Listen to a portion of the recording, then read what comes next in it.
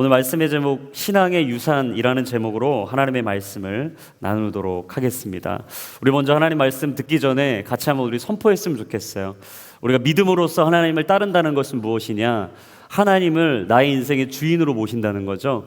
우리 한번 이 시간 이렇게 한번 고백합시다. 하나님이 나의 인생의 주인이십니다. 여러분, 우리 인생의 진짜 주인은 하나님이십니다. 내가 믿고 따를 분은 오직 여호와 하나님이시죠. 근데 제가 사실 어렸을 때부터 믿고 따랐던 분이 따로 있었어요. 할머니, 할아버지였습니다. 할아버지하고 할머님이 저를 참 많이 좋아해 주셨어요.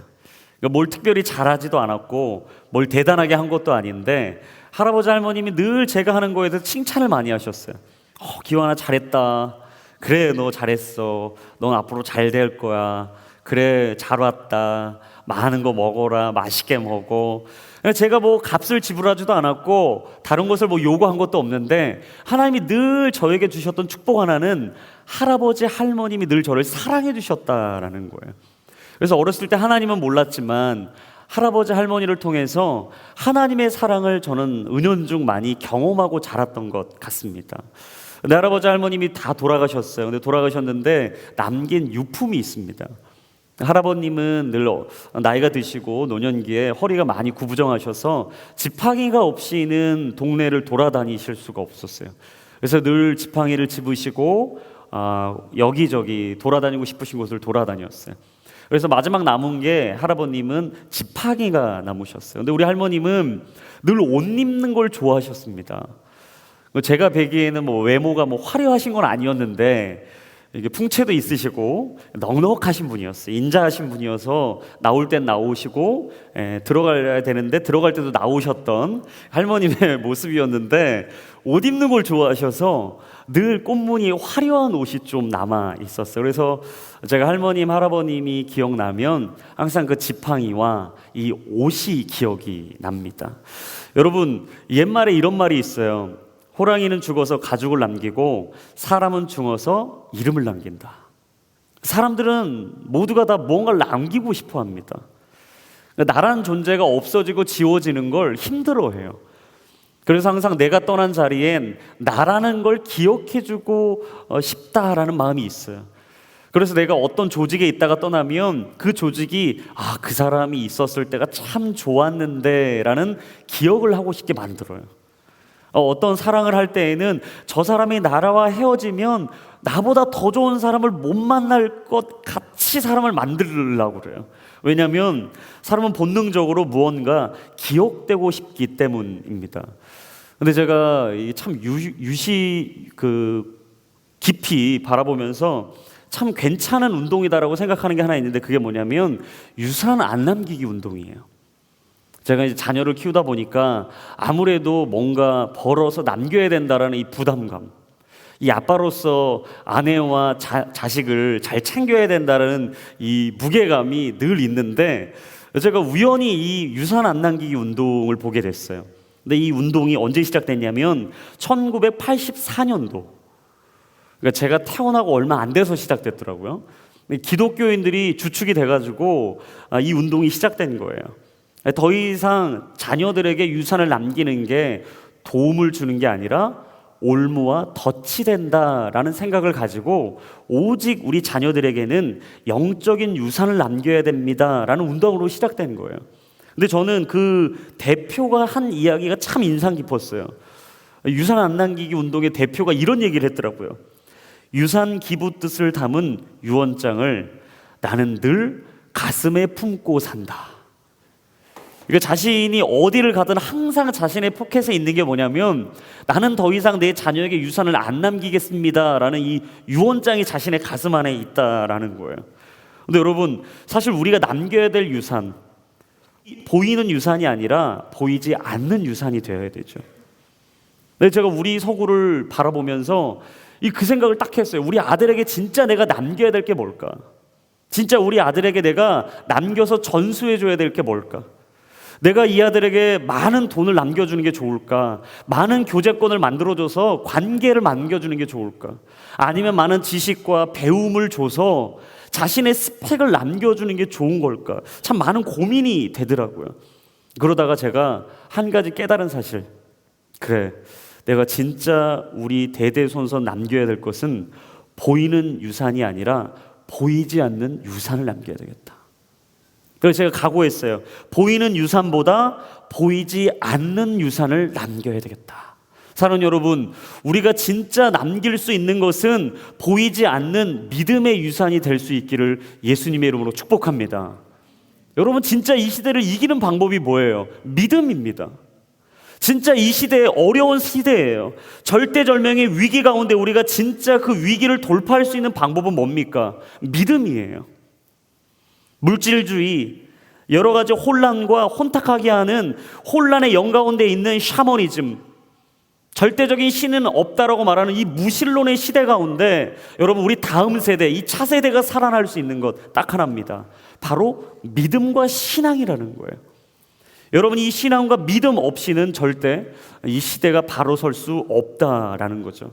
그래서 오늘 본문에서 오늘 이야기하고 있는 것은 무엇이냐? 하나님의 말씀을 들어야 된다라는 거예요. 여러분, 오늘 본문이 참 이 성경에서 매우 중요한 본문입니다. 뭐냐면 신명기 6장 4절부터 9절은요, 흔히 신학자들이 말하기를 쉐마 교리다라고 말을 해요. 여러분, 쉐마 교리라, 이것은 무엇이냐? 쉐마, 다른 말로 하면 들으라라는 뜻이에요. 들으라. 근데 이 들으라는 것은 이스라엘 백성들이 그 자녀들에게 늘 가르쳤던 내용이에요. 뭐냐면 하나님의 그 말씀을 가지고 늘 가르치는 거예요. 그 교육을 하는 거예요. 그래서 유대인들이 하루에 2번을 하나님의 말씀을 가르쳤어요. 아침과 저녁에. 늘 아침과 저녁에 하나님의 말씀을 가르치는 거예요. 그리고 암송을 시키는 거예요. 여러분, 예전에 우리가 수련회 가면 그런 경험이 있었잖아요. 밥을 먹기 전에 꼭 암송을 해야 된다. 이해가 안 가는 거예요. 돈은 내가 냈는데 암송을 해야 밥을 준다는 거예요. 그래서 식당 앞에서 여러분 그런 추억이 있지 않으세요? 모태신앙들 막 암송하는데 다른 친구는 머리 똑똑해서 바로 외우고 들어가는데 내가 제일 먼저 왔는데 암송 늦어서 제일 꼴찌로 먹고, 그래서 엄마한테 돌아와가지고 얘기하잖아요. 다시는 교회 안 갈래. 왜? 밥을 안 줘. 막 그러는 거예요. 여러분, 이렇게 유대인들은 늘 말씀이 삶의 양식이라는 것을 기억했던 것이죠. 여러분, 그래서 오늘 본문의 4절을 보면 오늘 본문의 첫 번째 포인트가 등장해요. 그건 뭐냐? 하나님의 말씀을 들으라라는 거예요. 우리 4절 말씀 다시 한번 읽어봅시다. 시작. 이스라엘아 들으라, 우리 하나님 여호와는 오직 한 분인 여호와시다. 여러분, 우리 인생의 가장 첫 번째 중요한 건 뭐냐? 들어야 된다라는 거예요. 우리 같이 한번 선포합시다. 하나님의 말씀을 들어야 합니다. 여러분, 사람이 외부로부터 영향을 받는 큰 2가지 통로가 있대요. 첫 번째 뭐냐면 보는 거예요. 솔직히 여러분, 남자분들이나 뭐 여자분들이 보는 거에 매우 약합니다. 2번째 뭐냐? 듣는 거랍니다. 여러분, 다른 사람들이 막 얘기를 하는데 첫 번째 뭘로 판단하냐? 보는 걸로 판단하는 거예요. 과연 그 사람이 내 얘기를 잘 들어주고 있나? 이 상황이 내가 원하는 대로 흘러가고 있는가? 그리고 듣는 거죠. 내가 듣기 좋은 얘기를 해주고 있는가? 아니면 내가 들어야 될 메시지가 있는 것인가? 사람은 늘 보는 것과 듣는 것을 통해서 외부로부터 영향을 받는 것이죠. 근데 사실 보는 것과 듣는 것, 여러분 다른 것 같지만 사실은 하나입니다. 우리가 말씀을 본다. 여러분 생각해 보세요. 말씀을 본다. 여러분, 말씀을 본다라는 건 뭐예요? 성경을 찾아서 말씀을 보는 것, 눈으로 보는 것도 있지만 뭐예요? 하나님이 그 말씀을 통해 내게 이야기하신 것을 듣는다라는 거예요. 여러분, 절대 성경을 펴서 우리가 말씀을 볼 때요, 보는 것에서 그치는 게 아닙니다. 하나님이 그 성경을 통해 오늘도 우리에게 말씀하고 계신 거예요. 할렐루야. 여러분, 오늘 이 시간을 통해 하나님이 이 성경의 말씀을 통해 여러분의 삶 속에 꼭 들어야 될 메시지를 선포하시는 줄로 믿습니다. 여러분, 우리는 그걸 듣는 거예요. 그래서 하나님의 말씀을 본다는 것은 보는 것을 통해 주의 음성을 듣는다라는 메시지가 있다라는 것이죠. 그래서 여러분, 들으라라는 이 히브리어 단어에는요, 이 2가지 뜻이 있어요. 첫 번째는 주의하라라는 뜻이 있어요. 너의 삶에 주의해야 된다. 2번째는 순종하기 위해 귀를 기울여야 된다. 여러분, 사람이 듣는 것에 큰 영향을 받죠. 그래서 우리가 뭘 듣는지가 매우 중요해요. 여러분, 긍정적인 말을 늘 듣는 사람들은요, 부정적인 상황이 내 앞에 다가와도 늘 긍정적인 마인드로 생각해요. 아하, 이 시간이 지나면 곧 나는 잘 될 거야. 쉽게 일이 돌파될 거야. 분명 어렵고 힘든 상황인데도 불구하고 할 수 있다라는 가능성을 듣고 자란 사람들, 희박하지만 작은 가능성을 보며 그 길을 걸어가는 거예요. 늘 밝고 활기찬 분위기에서 자란 사람들, 힘들어도요, 어려워도요, 뭔가 모르게 그 사람엔 생기가 있는 거예요. 생명력이 있는 거예요. 뭔가 할 수 있다는 당참이 있는 거예요. 여러분, 그래서 항상 제가 얘기하잖아요. 생기와 생명력은 사람의 매력이다고. 여러분, 꽃피는 봄이 왔습니다. 제가 오늘 이 옷을 입고 왔더니 저희 사무실에 있는 간사님이 한마디 하더라고요. 봄이 왔네요. 한마디로 저를 딱 요약해 주는 거예요. 봄이 왔네요. 그래, 여러분, 봄이 왔어요. 봄이 오면 우리가 본능적으로 원하는 게 있잖아요. 본능적으로 뭔가 내 짝이 곧 오겠지. 여러분, 짝을 찾기 위해서는 제가 항상 얘기하잖아요. 여러분이 행복한 사람이 되셔야 됩니다. 할렐루야. 여러분, 옆에 있는 사람하고 한번 이야기해 주세요. 행복한 사람이 되십시오. 여러분, 행복한 사람이 되려면 뭐예요? 웃으셔야 돼요. 이 얘기 하는데도 안 웃으시는 분들 어려워지는 거예요. 여러분, 하나님이 들으라고 말씀했는데 뭘 들어라? 하나님의 명령과 말씀을 들으라. 근데 여러분, 듣는다는 건 단지 귀로 듣는 것만을 의미하지 않아요. 여기서 말씀을 듣는다, 무슨 말이냐? 그 말씀을 이해하고 하나님께 순종하는 자리로 나아간다라는 뜻이죠. 그래서 여러분, 말씀을 들으면요, 사람은 행동하게 돼 있어요. 이 듣는 것을 가지고 그냥 있을 수가 없는 거예요. 이 듣는 것을 가지고 행하지 않고는 견딜 수가 없는 거예요. 여러분, 그 행함이 바로 5절에 나와 있습니다. 우리 본문, 우리 5절 말씀 우리 다시 한번 읽습니다. 시작. 너는 내 온 마음을 다하고 영혼을 다하고 힘을 다해서 내 하나님 여호와를 사랑하여라. 두 번째는 뭐냐? 여호와를 사랑해야 된다라는 거예요. 여러분, 이 여호와를 사랑하는데 5절에 보시면 크게 세 가지 단어가 눈에 들어오죠. 첫 번째는 뭘 다해서? 마음을 다해서. 두 번째는 영혼을 다해서. 마지막 세 번째는 힘을 다해서. 근데 여러분, 우리가 이 구체적인 이 단어의 뜻을 좀 우리가 살펴봤으면 좋겠는데, 이 마음은 무슨 말이냐? 계획과 의도와 생각과 의지와 느낌을 표현하더라고요. 무슨 말인가? 이 모든 것을 다해서 하나님을 사랑하라는 거예요. 이 오감을 다해서, 내가 지금 생각하고 계획하고 있는 이 모든 걸 다해서 하나님을 사랑하라는 거예요. 영혼은 무슨 뜻인가? 생명과 감정과 열정, 내게 있는 이 욕구와 이 인격, 모든 것을 다해서 마치 하나님을 사랑하지 않으면 죽을 것 같이, 이분을 따르지 않으면 내 모든 존재 가치가 없어지는 것 같이, 나는 오직 하나님만을 사랑하기 위해서 태어난 것처럼 그분을 사랑하라는 거예요. 저는 이게 너무 좋더라고요.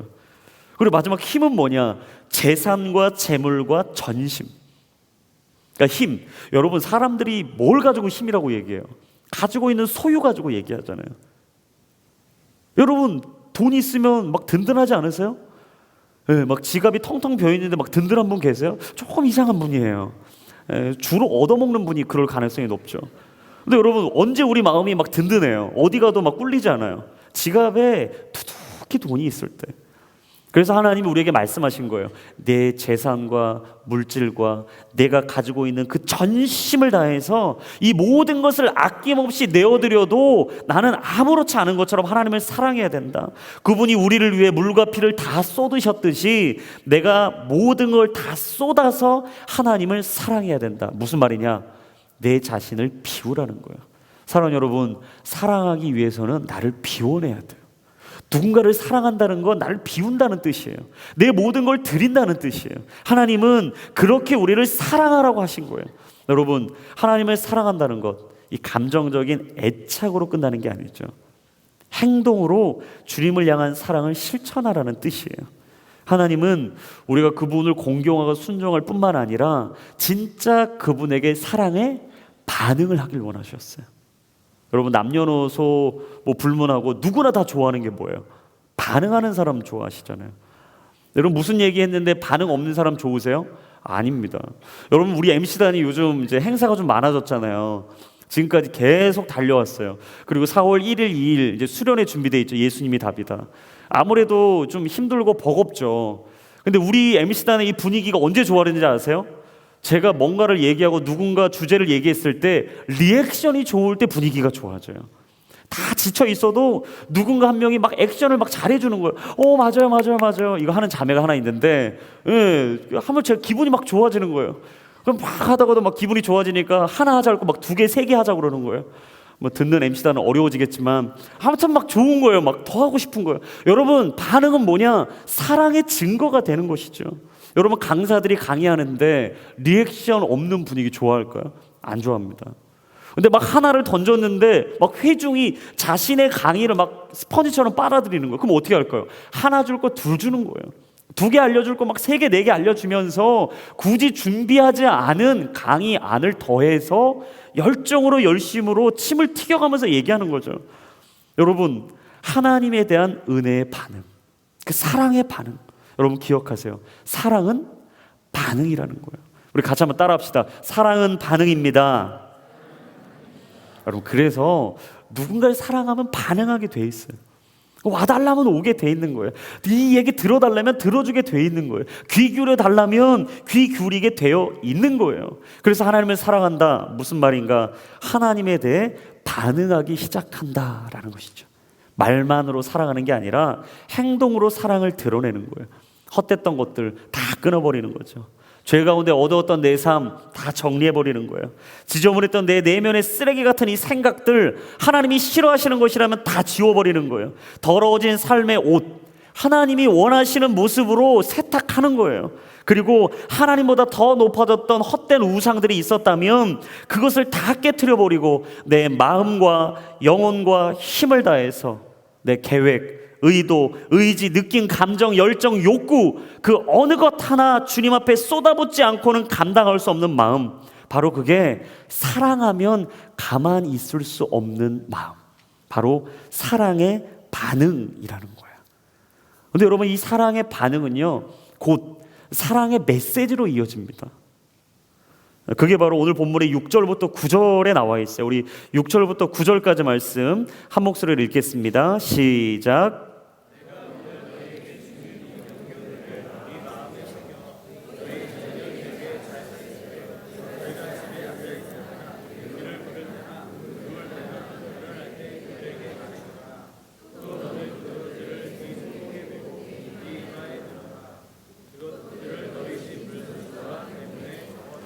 세 번째 일어나는 사랑의 메시지의 반응은 뭐냐면 말해주게 된다라는 거예요. 여러분, 사랑하면 말하고 싶어집니다.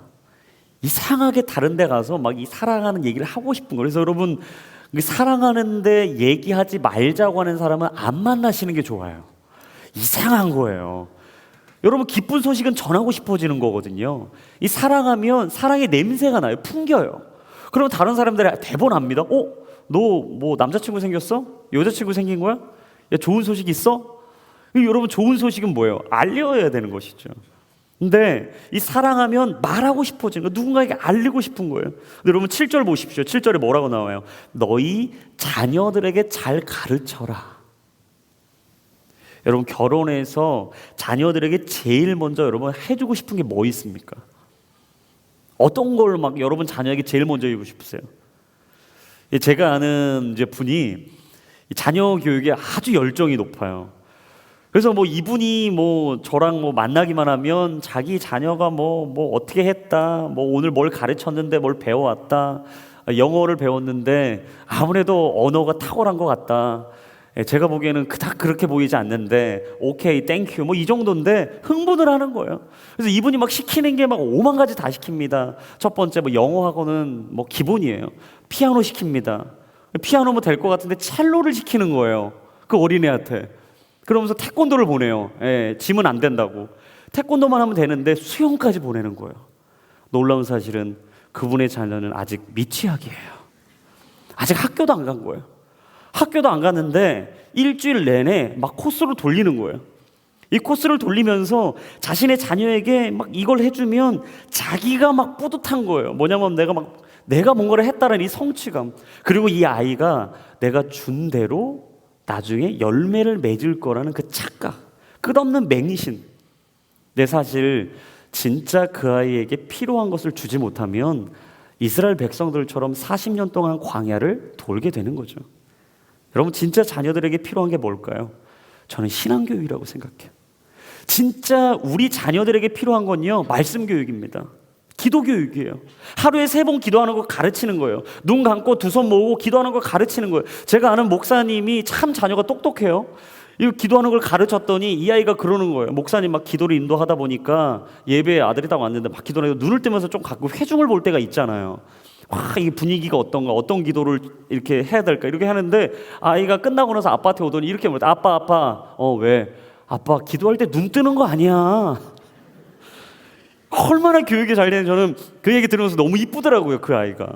여러분, 진짜 우리가 아이들에게 가르치고 다음 세대에게 전수해줘야 될 게 뭘까요? 신앙교육이에요.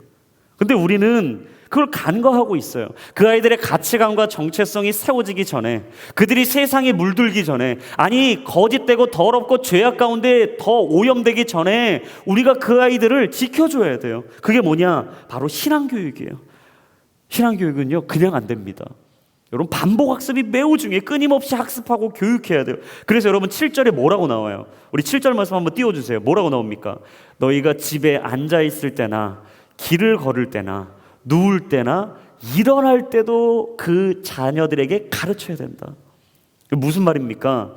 에브리데이, 항상, 매일, 언제나 장소 가리지 말고 아이들에게 가르쳐 주라는 거예요. 때를 가리지 말라는 거예요. 그래서 제가 우리 아들 데리고 가면요, 저는 물불을 가리지 않고 상황과 환경을 가리지 않고 무조건 기도시킵니다. 식기도. 어떤 분들은 식기도할 때 대충 해치우는 분들 계시잖아요. 근데 저는 우리 아들에게 집요하게 얘기해요. 서구야, 눈 감어, 기도해, 2손 모아. 그럼 우리 아들이 막 기도하는 거예요. 근데 요즘 애가 또 이제 막 6살 되니까 막 정체성이 생기는지 부끄러운가 봐요. 자꾸 막 눈을 뜨면서 막 이래요. 그래갖고 눈을 감아야 돼. 부끄러워하지 마. 기도하는 게 너의 자신감이 돼야 돼. 아이들이 뭐 알아듣든 못 알아듣든 상관없어요. 저는 계속 얘기하는 거예요. 왜요? 듣다 보면 이 아이가 언젠가 이걸 깨닫게 돼요. 근데 그 깨닫는 걸 통해서 자신의 정체성과 가치관이 생기는 거예요. 여러분, 진짜 우리가 거룩한 영향력을 발휘할 수 있을 때는 언제입니까? 말씀이 우리 안에 들리고 그 말씀이 내 안에 역동할 때예요.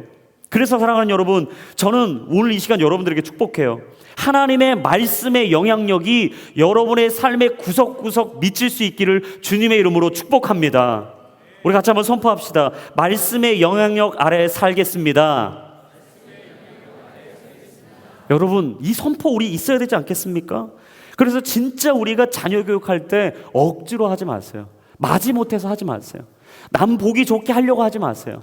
여러분, 그거 안 좋습니다. 여러분 공부 많이 해보셨잖아요. 억지로 한 공부치고 열매가 있던가요? 아닙니다. 엄마 아빠 떠나면 다른 짓 하는 거예요. 오락하는 거예요. 이런 거 하지 마세요. 교회 다녀오면 너 선물 사줄게. 이게 아이들을 망치는 거예요. 이게 자녀들을 망치는 거예요. 왠지 아세요? 교회 가는 게 얘는 중요한 게 아니라 갔다 오면 선물이 생기는 게 좋은 거예요.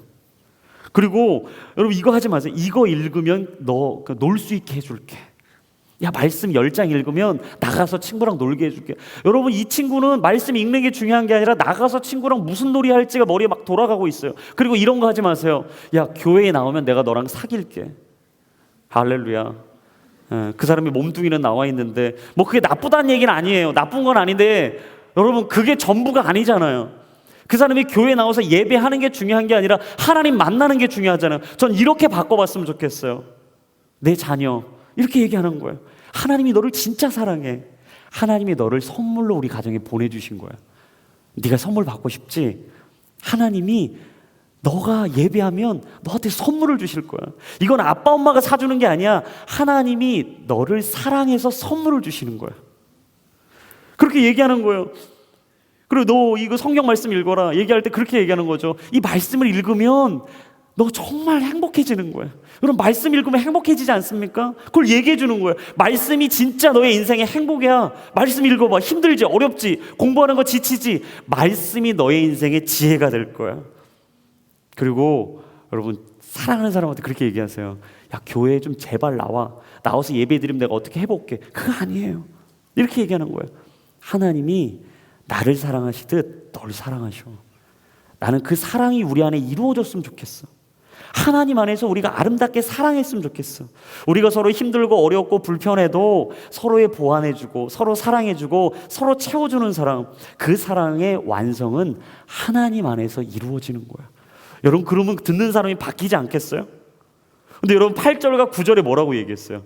손목과 이마와 집 문설주, 대문에 그걸 걸라는 거예요. 여러분, 좀 이상하지 않으세요?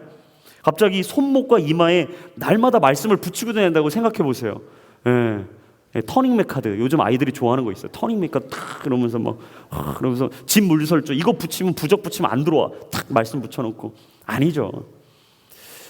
여러분, 이것은 무슨 말이냐? 말씀의 흔적이 우리 안에 있어야 된다는 거예요.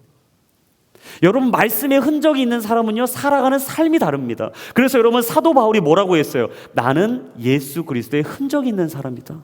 갈라디아서 6장 17절 말씀에 이제부터는 누구든지 나를 괴롭게 하지 마십시오. 나는 내 몸에 예수의 흔적을 가졌습니다. 사도 바울은요, 누구를 만나든 어디 가든 어떤 상황이든 얘기했어요. 사람들이여 들으십시오. 나는 예수의 흔적이 있는 사람입니다. 예수 믿는 사람들, 우리는 다 예수의 흔적이 있는 사람들이에요. 예수님의 흔적이 있는 사람이에요. 사랑의 흔적이 있어요. 말씀의 흔적이 있어요. 열정의 흔적이 있는 거예요. 여러분, 근데 놀라운 사실, 손목과 이마는 뭐냐? 사실 깊이 보면 개인적인 흔적이 있어야 된다는 거예요. 여러분, 손목과 이마, 저는 여러분의 인생에 개인적인 흔적이 있기를 축복합니다. 두 번째, 무슨 말인가? 집 문설주, 이것은 가정의 흔적이 있어야 된다는 뜻이에요. 우리 가정에 예수 그리스도의 흔적이 있는 거예요. 누군가 우리 가정을 보면 예수님이 보이는 거예요. 누군가 우리 집에 들어오면 예수의 향기가 느껴지는 거예요. 그래서 이곳에 오면 막 평안해지는 거예요. 좋은 거예요. 즐거운 거예요. 저는 여러분, 이 자리가 예수 그리스도의 흔적이 있는 자리가 되기를 축복합니다. 그래서 여러분이 올 때마다 날마다 예수 그리스도의 흔적을 느끼세요. 그 사랑을 경험하세요. 말씀의 은혜에 젖어드세요. 왜냐하면 잠언 3장 3절에 이렇게 말씀하셨어요. 인자와 진리가 내게서 떠나지 말게 하고 그것을 내 목에 매며 내 마음판에 새겨라. 여러분, 말씀은 어디 새기는 것인가? 마음판에 새기는 거예요. 여러분, 하나님의 말씀은 어디에 새기는 것인가? 내 마음에 새기는 거예요. 그래서 내가 힘들고 어려운 아무리 힘든 삶을 살아도요, 내 마음을 기억하면 하나님이 떠오르는 거예요. 그래서 즐거워지는 거예요. 사단마귀가 내 마음을 흔들지 못하는 거예요. 어떤 것도 내 마음을 쥐어짜지 못하는 거예요. 그래서 내 마음의 근원, 그 생명의 근원이 내 마음에 있다라고 말씀하신 것이죠. 사랑하는 여러분, 여러분 마음에 하나님의 말씀이 오늘도 새겨질 수 있기를 예수님의 이름으로 축복합니다.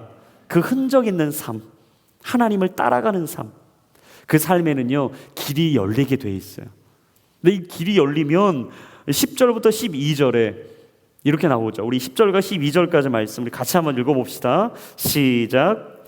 너희 하나님 여호와께서 그 땅에 너를 데리고 들어가실 때 너희 조상인 아브라함과 이삭과 야곱에게 맹세해 너희에게 주겠다고 하신 그 땅, 너희가 건축하지 않은 크고 아름다운 성들이 있는 땅, 너희가 채우지 않은 여러 종류의 좋은 것들로 가득 찬 집들과 너희가 파지 않은 우물과 너희가 심지 않은 포도나무와 올리브나무가 있는 땅에서 너희가 먹고 배부를 때 스스로 삼가서 너희를 이집트에서 그 종살이하던 땅에서 이끌어내신 여호와를 잊지 않도록 가라. 뭐냐면 이 길이 열리는데 때로는 그 길이 하나님을 잊게 할 때가 있다라는 거예요. 여러분, 인간이 어려움이 없어지고 육적인 평안함에 빠지면요, 제일 먼저 찾아오는 게 뭐냐면 영적인 안일함입니다. 영적인 나태예요. 이 경계가 없어진 거예요. 이런 현상이 이스라엘 이 역사 가운데도 늘 반복됐습니다. 특히 여러분 사사기 보시면요, 이런 것들이 늘 반복됐어요. 육적인 평안함, 항상 따랐던 게 뭔가 영적인 안일함이라는 악순환이었어요. 그래서 사사기를 한마디로 결론을 내면 뭔지 아세요? 이스라엘의 왕이 없으므로 사람마다 자기 소견에 옳은 대로 행했다. 이게 사사기의 한 문장의 결론입니다. 자기 소견에 옳은 대로 행했다. 여러분, 하나님이 잊혀지기 시작하면요, 내 마음대로 사는 거예요. 그래서 어떤 분이 이렇게 얘기하더라고요. 제가 상담을 하다가 이분이 참 애달픈 고백을 해요. 뭐냐면 자기가 힘들고 어려울 때 아무리 야근하고 힘들어도요, 항상 자기가 붙잡았던 게 뭐냐면 새벽을 깨우는 거라는 거예요. 그래서 강남역 11층 이 파고다학원 11층 가면 홀리스타, 이 강남 홀리스타 오는 게 늘 즐거웠다는 거예요. 행복했다는 거예요. 그리고 그곳에서 하나님을 만나고 직장에 가는 게 너무 즐거웠다는 거예요. 아니, 하루를 이길 수 있는 힘의 원동력, 그 새벽을 깨우는 거였는데, 놀랍게도 자기가 응답받고 없어진 게 뭐냐면 새벽에 일어나는 게 그렇게 어렵다는 거예요. 이전에는 그냥 막 알람은 안 맞춰도 탁 눈을 떠주면서 오, 하나님이 깨워주셨어. 너무 막 기쁜데 아무리 알람이 수십 개 울려도 눈을 못 뜨는 거예요. 아니, 사실은 눈을 뜨고 싶지 않게 된 거죠. 그리고 말씀을 읽어도 이전에는 예수님의 대화였는데 나만의 독백이 된 거예요. 예배를 드려도 수없는 감동과 감격과 눈물이 있었는데 이제는 그 예배가 매너리즘으로 빠져버린 거예요. 그러면서 그에게 찾아온 것은 무엇이냐? 따분함이죠. 영적인 안일함이죠. 그리고 자신 안에 있었던 이 부요함과 평안함을 통해 곧 그는 영적인 절박함을 잃어버린 거예요. 여러분, 이스라엘 백성들이 하나님께서 거저주신 축복, 드디어 가나안 땅에 들어가게 됐습니다. 아니, 그 땅에 들어가면 오늘 말씀처럼 스스로 건축하지 않은 것들을 보게 될 거예요. 파지도 않은 우물을 얻게 될 겁니다. 심지도 않았던 포도나무, 올리브나무에서 맺힌 열매를 얻게 될 거예요. 놀라운 사실, 스스로 모든 것을 취하지 않았는데도 불구하고 거저주신 거예요. 그게 뭡니까? 은혜죠. 여러분, 은혜는 거저주신 거예요. 근데 그 은혜를 거저주신 것을 그냥 그렇게 받아들이기 시작하면, 절박함이 없으면 우리에게 찾아오는 것 인해 감사가 사라져요. 감사가 사라지면 기쁨이 사라집니다. 그래서 우리는 생각해야 돼요. 감사와 기쁨이 사라진다는 것, 다른 말로 무슨 말이냐? 하나님의 은혜가 잊혀지고 있다라는 반증이라는 것이죠. 그런데 여러분, 바로 그때 우리가 축복에 대한 새로운 개념 정리가 필요해요. 첫 번째, 축복이 올무와 덫이 될 수 있다라는 거예요.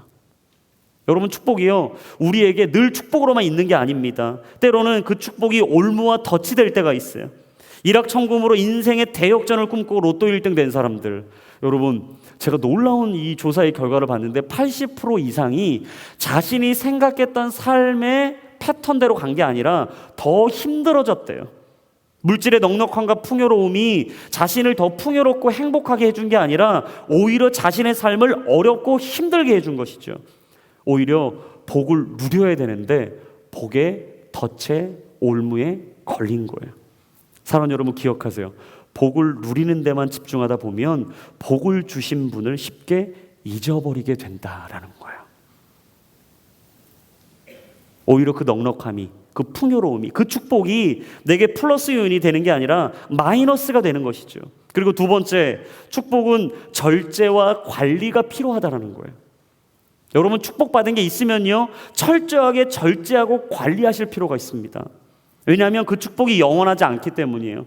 축복은 좋은 것이지만 절제되지 않고는 무책임하게 남용되고 오용되면 오히려 우리 인생에 해가 될 수 있다는 거예요. 그래서 여러분, 부모님들이 아이들 망치는 거 뭐예요? 고3 됐으니까 교회 가지 말라는 거예요. 그러니까 고3 됐으니까 교회 가지 말고 공부하고 좋은 대학 들어가면 그 좋은 대학 들어가서 네가 가진 은사와 달란트로 마음껏 교회를 섬겨라. No. 들어가면 즐길 게 더 많아요. 교회 안 와도 행복할 게 더 많아요. 이 아이들이 말씀으로 무너진 그 1년을 채울 방법이 없는 거예요. 취준생들에게 얘기하죠, 부모님이. 야, 네가 무슨 지금 교회 가서 뭐 순장을 한다고? MC를 한다고? 네 앞가림이나 잘해라. 혹시 이런 얘기 들으신 분들 빨리 상처를 싸매세요. 네, 부모님이 얘기하잖아요. 회사 좋은 데 들어가면 섬겨. 야, 좋은 데 취직되는 게 덕이야. 예수님 믿는 사람이 잘 돼야지 다른 사람이 너 보고 예수 믿지. 예수나 잘 믿어. 근데 지금 네 직장 이 준비나 좀 더 잘했으면 좋겠어 라고 얘기하잖아요. 근데 여러분, 직장 들어가면 어때요? 더 바쁜 거예요. 몸이 건조해져요. 위에 상사 눈치 보려고 여러분 교육이가 얼마나 힘들어집니까? 할렐루야. 그래서 우리 순장님들도 목요일날 저녁에 목요 순장 교육이 있어요. 근데 그 교육 시간에 오려고 아주 그냥 뼈를 깎는 노력을 하시는 분들이 계시더라고요.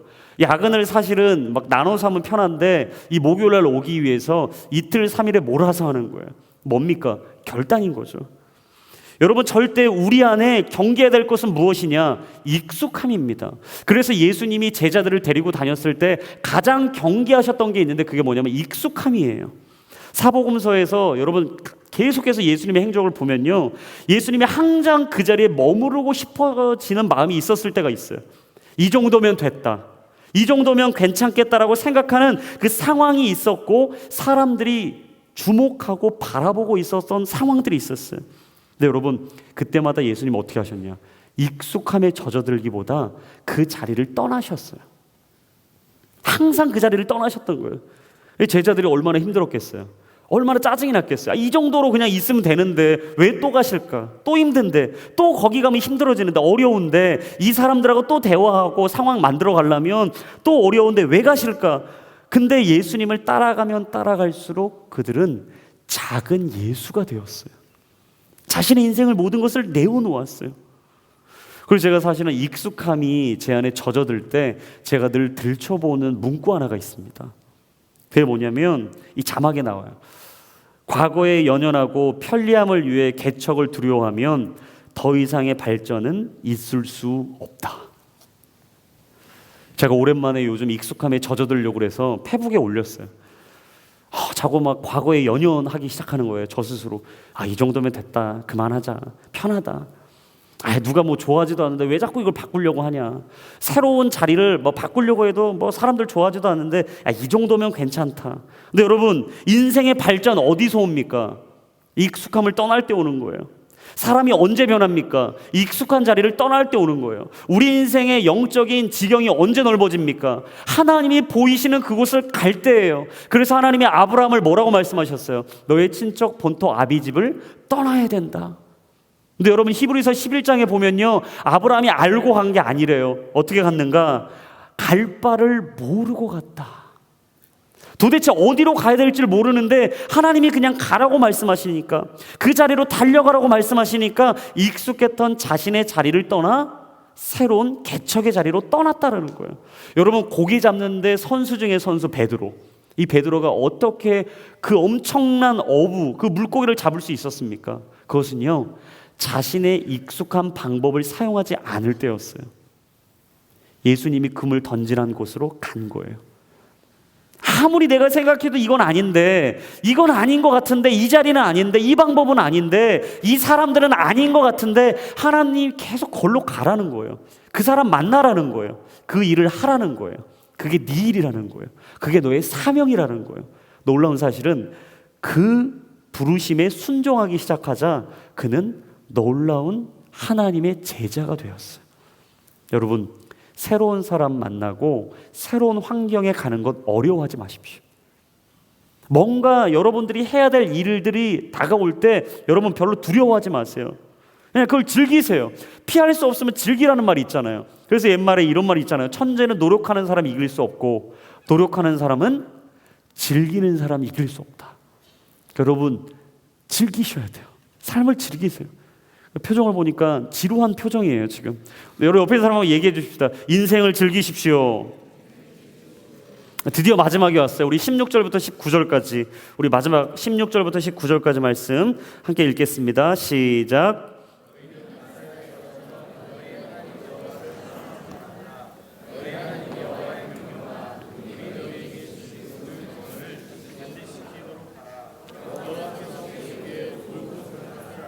그러면 너희가 잘되고 여호와께서 너희 조상들에게 맹세로 하신 그 좋은 땅에 들어가 그곳을 차지하고 여호와께서 말씀하신 대로 너희 모든 원수들을 쫓아내실 것이라. 마지막 하나님이 우리에게 말씀하시는 것은 여호와께서 보시기에 옳고 좋은 것을 해야 된다라는 겁니다. 여러분, 여호와께서 보시기에 옳고 좋은 거 뭘까요? 쉽게 풀어보면 삶을 지도하는 안내서인 하나님의 말씀에 순종하라는 뜻이에요. 여러분, 말씀은요, 우리 인생의 안내서입니다. 그래서 하나님을 사랑하는 방법 중에 하나, 뭔가 순종이에요. 그래서 순종은 말씀에 대한 반응입니다. 내가 말씀이 들려오고 그 말씀이 내 심장을 뛰게 하고 그 말씀이 내 걸음을 이끌어가기 시작하면 내 안에는요, 순종하지 않고는 견딜 수 없는 마음이 일어난다라는 거예요. 그래서 이내 은혜를 입은 자, 이 구원받은 자들에게 있는 반응 뭡니까? 찬송이 있어요. 기쁜 거예요. 즐거운 거예요. 행복한 거예요. 여러분, 저는 여러분들이 신앙생활이 행복해질 수 있기를 축복해요. 그래서 여러분 힘들고 어려울 때 뭐 하시냐면 찬송 들으셔야 돼요. 즐거운 찬양을 좀 들으셔야 돼요. 그러니까 밝은 찬양을 좀 들으셔야 돼요. 그래서 여러분들이 좀 영적으로 지치실 때 있잖아요. 익숙해질 때 있잖아요. 안일해지실 때 있잖아요. 나태해지실 때 있잖아요. 그때는 찬양을 크게 트셔야 돼요. 예전에 듣던 것보다 볼륨을 한 2, 3 더 올리셔야 돼요. 그리고 여러분들이 다른 사람이 있을 때 하지 마세요. 집에 혼자 있을 때 딱 틀어놓고 막 계속 하나님 안에 뛰는 거예요. 다윗처럼 춤을 추는 거예요. 손을 들면서 하나님께 내 영을 깨워달라고, 내 안에 즐거움을 회복해달라고 하나님께 막 기뻐 춤추기 시작하는 거예요. 여러분 진짜 즐거운 사람은 어떤 사람이냐? 아무것도 안 해도 즐거운 겁니다. 그래서 진짜 즐겁게 사는 사람은요, 밥만 먹어도 즐거워요. 반찬이 중요한 게 아니에요. 사랑하는 사람들, 여러분 항상 행복해 보이지 않으세요? 뭐 그 사람이 뭐 대단한 걸 해서 행복합니까? 아니에요. 내 짝이 생겼다는 게 행복한 거예요. 그냥 나를 사랑해주는 사람이 있다는 게 너무 행복한 거예요. 여러분 하나님과 사랑하는 건 그런 거예요. 그냥 그분과 나가 사랑을 막 하고 있다는 건 그런 거예요. 내게 막 콧노래가 나는 거죠. 샤워를 해도 막 샤워하다가 막 즐거운 거예요. 행복한 거예요. 물이 안 나와. 오 할렐루야. 물이 안 나옵니다. 샴푸하고 있었는데 엄마 어떻게 된 거야? 오 할렐루야. 즐거운 거예요. 막 버스가 오는데 꼭 머피의 법칙이에요. 내가 오면 떠나요. 할렐루야. 5분 있다 오겠지. 옵니다. 곧 이내. 여러분 인생을 행복하고 즐겁게 사십시오. 너무 심각하게 살지 마세요. 너무 어렵게 살지 마세요. 사람들의 말 한마디 한마디를 너무 집중하지 마세요. 여러분이 흘려보내야 될 게 있다면 흘려보내세요. No, 이거 내 거 아니야. 흘려보내세요. 여러분 마음 가운데 어렵게 하는 것들이 있습니까? 지치게 하는 것들이 있습니까? 그렇다면 그거 다 흘려보내세요. 근데 여러분 왜 이런 일이 벌어질까요? 하나님과 나와의 관계가 달라졌기 때문이에요. 관계가 달라진 거예요. 불완전했던 관계가 완전해진 거예요. 분리됐던 단절됐던 관계가 연합하게 된 거예요. 하나님과 하나 되게 된 거예요. 그리고 관계가 달라지면서 내게 찾아온 건 뭔가 영적인 분별력이 생긴 거예요. 봐야 될 것, 보지 말아야 될 것, 들어야 될 것, 듣지 말아야 될 것, 말해야 될 것, 말하지 말아야 될 것, 내가 품어야 될 것, 품어서는 안 되는 것, 그리고 내가 가야 될 곳, 내가 절대 가서는 안 되는 곳. 여러분 바로 분별하는 힘이 생긴 거죠. 여러분 영성은 뭔지 아십니까? 내가 쏟아야 될 때 내 힘을 쏟는 게 영성이에요. 진짜 내가 누구랑 싸워야 되고 누구랑 싸우지 말아야 되는지를 아는 것, 여러분 그게 영적인 분별력입니다. 이 영적인 분별력이 있던 사람이 누구냐? 다윗이에요. 이 다윗은요 철저하게 영적인 분별력을 가지고 자신의 삶에 한 걸음 한 걸음 살아갔던 사람이에요. 조급하지도 않았습니다. 인생이 더디 간다고 분주해하지도 않았어요. 다른 사람들이 자신을 주목하지 않는다고 너무 마음을 상처받지도 않았어요. 그냥 사람이 없으면 없는 대로 내게 맡기신 양을 지키다가 그곳에서 곰이 나타나고 사자가 나타나면 막 입을 찢어대잖아요. 놀라운 사실. 돌팔매질로 돌멩이를 던지는 거죠. 고요합니다. 근데 여러분 외로운 고요한 그 시간이 사실은 가장 평안할 수 있는 시간은 아닌가요? 다윗은 그 시간을 자신의 시간으로 취했던 거예요. 그리고 자신을 그토록 질투하는 형들과 안 싸웠어요. 싸울 대상이 형이 아니라는 걸 알았어요. 그리고 끝없이 자신을 손가락질하고 자신에게 잘못된 사랑을 주고 있었던 그 아버지, 어머니에게 싸움을 걸지 않았어요. 왜냐하면 이 부모님은 나의 싸움의 대상이 아니란 걸 알았어요. 그리고 그는 자신이 진짜 싸워야 될 자신 앞에 있는 이스라엘을 모욕하고 하나님의 이름을, 그 거룩한 이름을 욕되게 하고 있는 골리앗과 한판 승부를 벌인 것이죠. 여러분 다윗은 싸워야 될 대상을 알았어요. 근데 여러분 이게 진짜 지혜입니다. 근데 우리는요 싸워야 될 대상과 안 싸우고 싸워서는 안 되는 대상과 싸우고 있어요. 굳이 낭비하고 허비하지 않아도 될 곳에는 모든 걸 쏟아붓고 막 뿌려대면서 진짜 내 인생을 전부를 쏟아부어야 될 곳에는 인색해요. 진짜 하나님의 이름이 모욕받고 있는 그 거룩한 그 자리에서 내가 하나님의 이름을 드높여야 되는데 그 자리에선 조용해요. 근데 굳이 말하지 않아도 될 곳에 가서 굳이 쓸모없는 이야기를 하는 거예요. 여러분, 우리는 얼마나 그렇게 하나님이 원하고 옳다 말씀하시는 그 길 앞에 어긋나 있는지 모릅니다. 오늘 하나님은 말씀하십니다. 여호와께서 보시기에 옳고 좋은 것을 하라. 그래요. 사실 오늘 본문의 마지막 결론이라도 마찬가지예요. 이 17세기의 존 틸링게스트라는 목사님이 참 유명한 말씀 하나를 했는데, 저는 오늘 이 설교의 마지막 이 말씀을 읽어드리고 이 설교를 마치려고 합니다. 이분이 이런 얘기를 했어요. 하나님은 당신에게서만 이러한 섬김을 기대하십니다. 그리스도께서는 해야 할 일이 있으실 때 결코 도구가 없어서 쩔쩔매시는 분이 아닙니다. 당신들 중 어느 누가 사용된다 해도 그것은 그분이 당신에게서 필요로 하는 어떤 것 때문이라기보다는 당신에게 주시는 그분의 값없는 은혜입니다. 바로 지금 일어나서 일할 만한 때입니다. 당신에게 주신 사랑의 특권을 마음껏 누리십시오. 그분이 당신을 그곳으로 부르십니다. 그래요, 여러분, 오늘도 우리는 하나님이 보내시는 자리로 가야 됩니다. 깨어져 있는 삶의 한복판으로 가야 돼요. 하나님의 말씀을 이야기했다가는 조롱받고 손가락질 받는 그 어려운 세상 한복판으로 우리 또다시 일주일 갈 겁니다. 예수 믿는 게 스펙이라고 말하는 것이 참 바보같이 보이는 그 삶으로 우린 갈 거예요. 근데 여러분 기억하십시오. 진짜 우리가 남겨야 될 흔적은 무엇이냐? 예수 그리스도의 흔적입니다. 우리가 진짜 다음 세대에 넘겨줘야 될 것은 무엇이냐? 바로 신앙의 유산이에요. 하나님의 말씀이 우리 안에 있지 않고는, 하나님의 신앙이 이 나라와 민족 가운데 바로 세워지지 않고는 절대 나누어져 있는, 분열해 있는 이 땅을 다시 회복할 수 없습니다.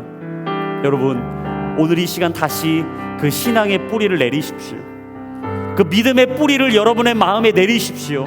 그리고 예수 그리스도의 흔적을 여러분의 영혼에 새기십시오. 그리고 그 말씀이 우리 마음판에 새겨져 다시 이 한 주를 승리하고 새로워질 수 있기를 예수 그리스도의 이름으로 축복합니다.